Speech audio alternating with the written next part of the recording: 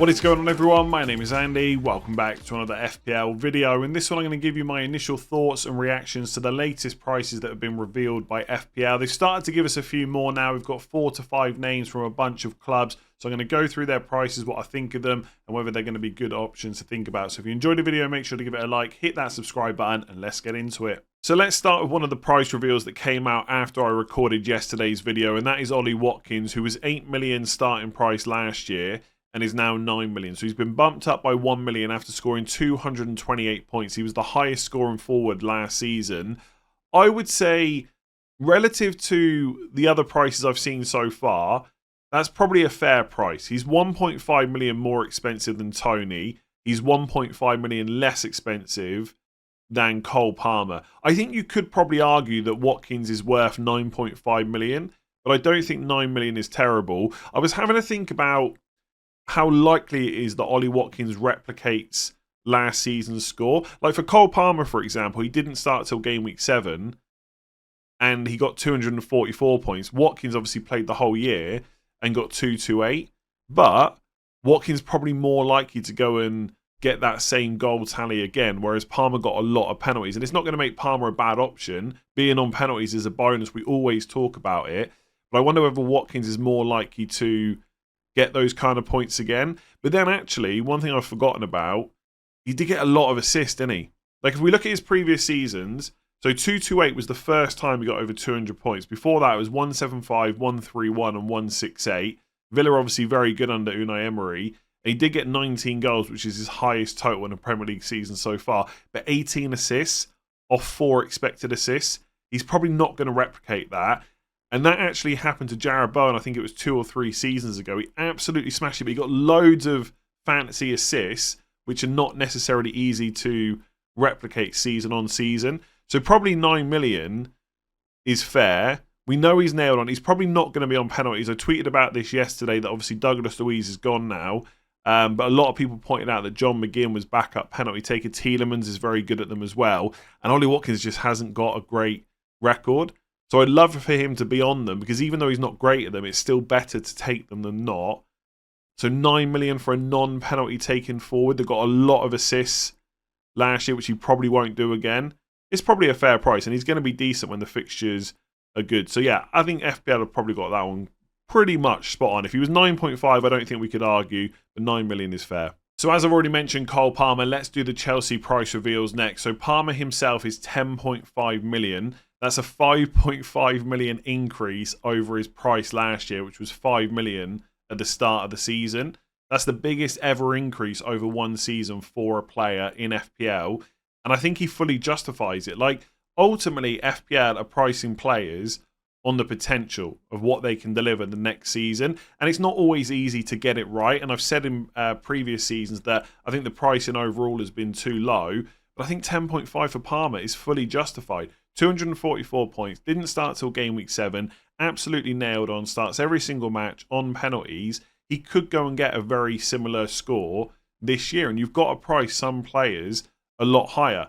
And I think when Haaland came out of 15 million, I thought, okay, here we go. There's going to be some decisions to be made. Salah was 12.5. But then I saw everyone else's price that they revealed at the time. I thought, okay, everyone's going to be a bit cheap. But Palmer is going to make things interesting, especially when Saka is probably going to be a similar price. We've not had it at the time recording, but I'm sure he's going to be 10, 10.5 as well. So there's going to be some interesting decisions to be made. Elsewhere for Chelsea players, Nicholas Jackson comes in at 7.5. I think that's a pretty good price, similar to Tony and Mateta. And Jackson did well overall last season. Can be frustrating, as we know. Gets chances, doesn't always put them away. But I think overall, let me just double check here.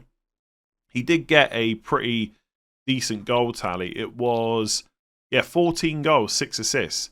Not bad. His XG was 18. So he could deliver more if he can get that finishing rate up. But overall, a pretty good option, I would say, for that price point. Sterling 7.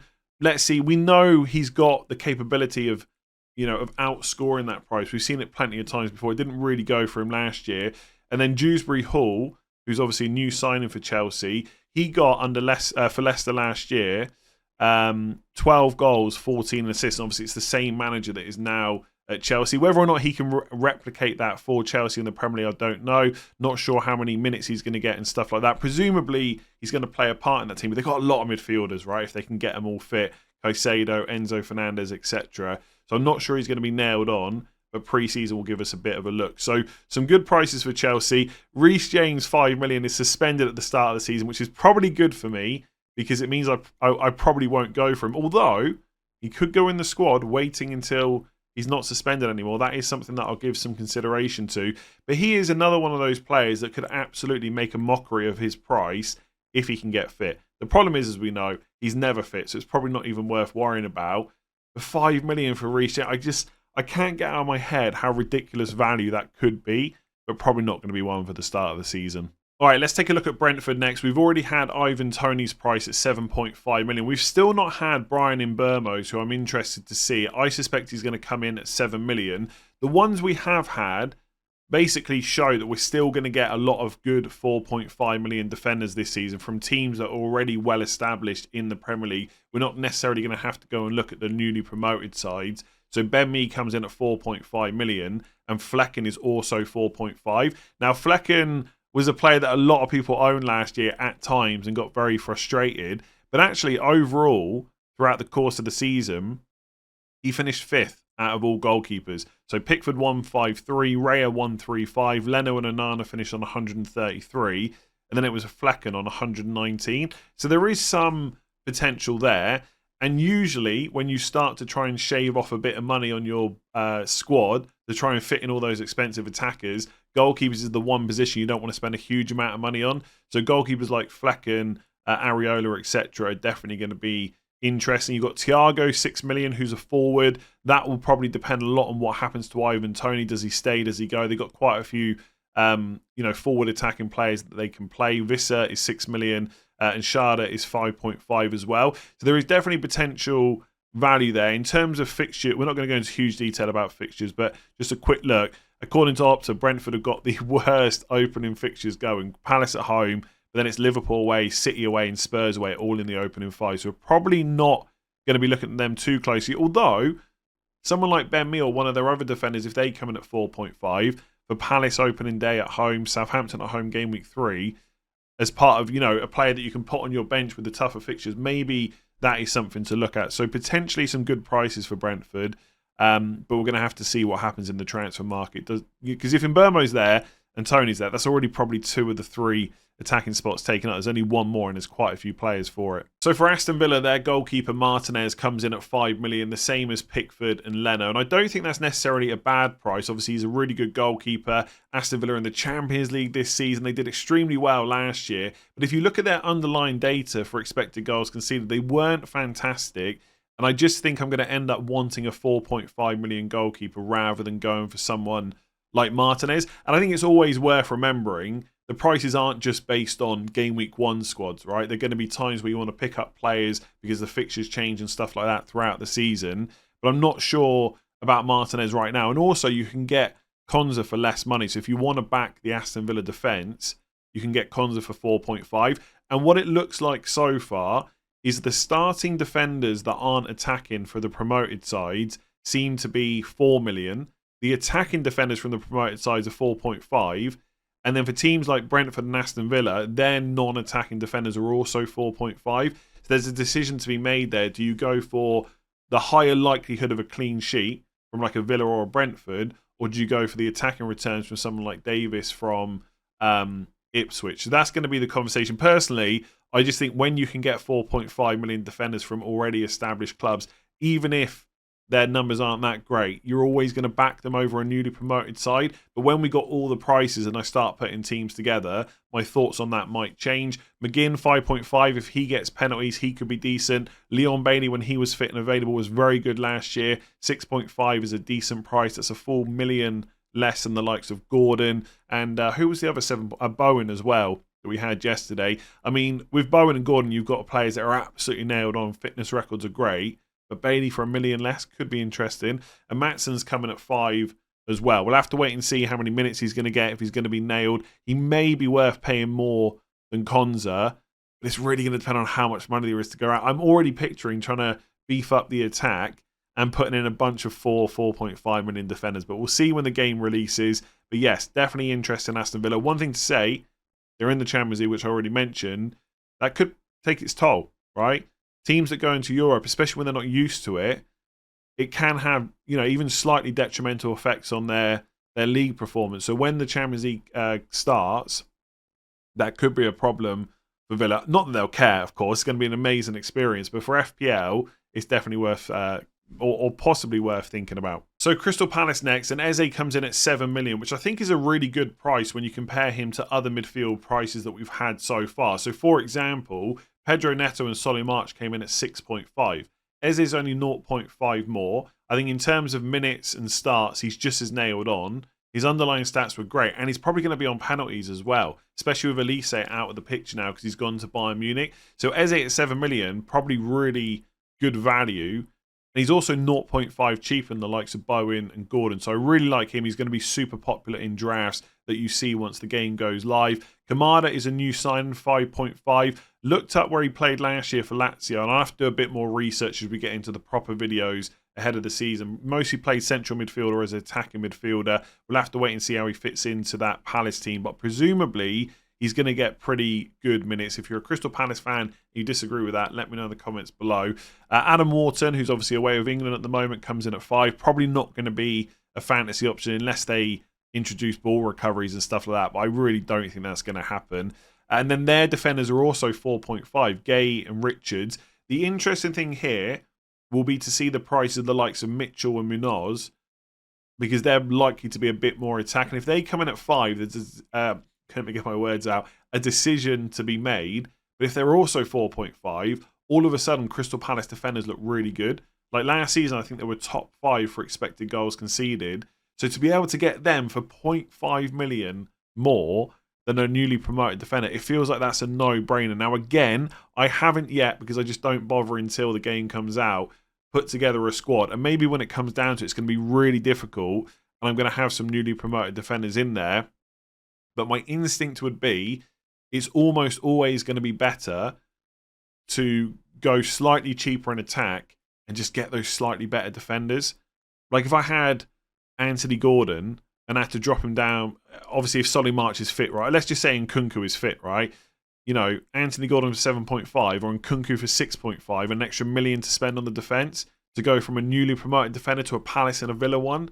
Like that seems to be the way that's probably going to work out better. But I'll see, right? I'm open-minded. I can wait and see when we get all the price and we'll go from there. But I think Crystal Palace players were already going to be really popular because they ended the season well. Glasner, they did really well under him, especially from an attacking point of view. And the prices look really good. All right, let's take a look at Wolves next. Now, a couple of their attackers have come in at 5.5 million. So you've got Sarabia, who's listed as a midfielder, same as last season. And then Strand Larsen, who's a new signing for Wolves, who's listed as a forward. Whether or not we're really going to be looking at either of those two players for the start of the season, I'm not sure. We'll have to wait and see how Strand Larsen fits in. And Sarabia did have his place in our teams for a very brief period last year. But I think a lot of that was down to injuries. If Hwang's there, Neto, Cunha, that's arguably, or it was from last year, probably their best front three. So I'm not sure where Sarabia or Strand Larsen will fit in yet. But again, pre-season will show us a bit more of that. Cunha has come in at 6.5. I think the interesting thing for Wolves will be to find out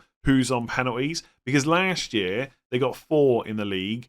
Hwang took 1, Sarabia took 2, and Cunha took 1 as well. But there was quite a few injuries where not all those players were on the pitch at the same time. So I think Hwang will be on penalties. And we don't yet know his price. But if it's Cunha at 6.5, it's not a terrible price either. And then in terms of defenders, again, we've got Wolves players for 4.5 million. And I'm not saying they're like a world beater defence. They're not like, Arsenal or Man City or anything like that. But again, you're comparing newly promoted defenders to Nuri for 4.5, given how attacking he can be. That just feels like a no-brainer. We're probably not going to go for Wolves defenders straight away because they have got Arsenal away and Chelsea at home first 2 games. And as part of their first 5, they've also got to play Newcastle and Villa, which is not ideal. But if you want an attacking defender, Nuri's right up there. And Dawson's 4.5 as well. So it looks like most of the Wolves defenders are going to come in at that 4.5 million price point. All right, let's take a look at Leicester next. One of the teams that's been promoted from the Championship. Now, if we look back to FPL last year, we mostly ignored the newly promoted sides, especially Sheffield United, mostly Burnley as well, although I did have Charlie Taylor for a few game weeks. And with Luton, obviously, Ross Barkley, Morris, Adebayo, Dowter, we did own them for some game weeks, especially around double game weeks. But the newly promoted sides weren't that strong. We should probably expect the likes of Leicester to be a bit stronger and potentially provide value. But it could just be, I would say, like a wait-and-see situation. I don't know if we're going to have to go all guns blazing to buy Leicester players. But there is potentially value there. Jamie Vardy, who we've all seen before, could be one last party for him. 5.5 million forward, so very cheap. Last year in the Championship, 35 games, 18 goals, 2 assists. So not a bad record. I should say he is now 37, not past it by any means, of course, but Premier League is tough. Is he going to come up and do, basically a goal every other game? Probably not. Are his minutes going to be great? Possibly. Depends who they sign, who they play and stuff like that, what the new manager wants to do. But I can't imagine I'm going to be starting with Jamie Vardy as much as the nostalgia kind of wants me to. Patson Daka's coming at 5 million. He wasn't really used as heavily last year. 20 games in the Championship, 7 goals, 5 assists. So his record was nearly as good in terms of overall attacking returns, but it just depends whether or not he can get the minutes. We'll have to wait and see how they line up in pre-season. D Cordova-Reid is 5.5. Mavidi is 5.5 as well. He played a lot last year. Let me just have a quick look here. Yeah, 46 games, 12 goals, 6 assists. So potentially good value, but I'm sure we're going to get 5.5 million players from other teams. I think Hudson-Odoi, for example, has already been revealed, and he's the same price. So I don't think Leicester are going to be go-to straight away. They do have a new signing, a Coley defender, who's probably going to start, who's 4 million as well. And that goes along the lines of what I was saying earlier. Newly promoted defenders look like they're all just going to be 4 million. So potentially, if Leicester can be a bit stronger than some of the teams we saw last year and they've got good fixtures, you could maybe go there. And I'm going to sound like a broken record. It just feels like it's better to just pay the extra 0.5 and just go for someone either more attacking or from a better team. But you never know. I'm not ruling them out. Whether or not we're going to be there game week 1, I'm not sure. I'm just going to check here. Yeah, Spurs opening game of the season. But after that, it's Fulham, Villa, Palace, Everton. So maybe it's a little bit easier. But overall, not a great run. We can probably ignore them for the start. But again, let's see what all the other prices are first. And then the last team I'm going to go through in this video is West Ham. So you've got Kudus at 6.5 million listed as a midfielder. Same price as James Ward-Prowse. And then Antonio, who's a forward, 5.5 million. And then Kilman and Areola, who are both 4.5. So again, you can target the West Ham defence if you want to for just 4.5 million. I need to have a bit more of a think about it. I'm in no way looking in my team right now. But I just can't imagine that I want to pay 0.5 million more for like a Pickford or a Martinez when I can go for like a Flecken or an Areola. And Areola didn't score as many total points last year as some of those that I've mentioned. But when he gets a clean sheet, he's so good for bonus, right? There's a few times where he got those big scores. So I have to look at the underlying data and stuff like that ahead of the season. But I think potentially, again, another team where you got 4.5 million defenders. I quite like the Kudus price, and he's a player that's always described as an absolute baller, and I don't disagree. But the underlying numbers are not as good as you might have thought from last year, even though his returns were pretty decent. I'm just going to double check here exactly what he got. So it was, where is he? 137 points, and he got 8 goals, 9 assists. So 8 goals from 5xG and 9 assists from 3xG total. So look, he's good enough where he could absolutely replicate that, or maybe even get better underlying stats, better output and stuff like that. But I'm not sure I see that price and think, yeah, he's must have. Like Nkunku, if he can do anything like he did before he came to Chelsea, it's going to be great value at 6.5. For an extra 0.5, I can get Eze. And I always say this, right? It's very easy to say, I'll just spend an extra 0.5. I'll just spend an extra million. Money is going to be tight. I get that. I just can't imagine that Kudus is going to be the best option at that price. And I think I'd much rather just find 0.5 million more from somewhere and go for Eze. Obviously, we're going to have to fill 5 midfield spots unless FPL have changed something. So there's room for Eze and Kudus. But I don't know. I think the price is fine. Like, I think most people's reaction when the prices come out are that player could be quite interesting. I say that a lot as well. And Kudus could be interesting for 6.5. I'm not sure he's that interesting for game week 1. And James Ward-Prowse, just not attacking enough, especially if he hasn't got penalties and stuff like that. You know, if you watch the channel for a while, you know James Ward-Prowse is not necessarily my favourite FPL option. It's not because he's a bad player, just not great for FPL. I'd rather have Kudus, I think, for the same price, but I'll probably just go and get Eze instead. If you've enjoyed that video, make sure to give it a like and hit that subscribe button. I'm not sure how many more prices FPL are revealing over the weekend. To be honest with you, I'm glad FPL is back, and I can't wait for the game to be launched and to start making videos, but I'm still mostly mentally thinking about England in the final. So I'm hoping they don't do too many prices over the weekend. There won't be a huge amount of videos for me because I'll be spending that time with my mates watching the football, recovering on Monday, hopefully celebrating. Probably not because it is England. We've been here before. But yeah, let's see what happens. If more prices get revealed and I've got time, I'll do more videos. Otherwise, I'll catch you for the launch next week. Don't know when it's going to be, Tuesday or Wednesday probably. I'll see you then.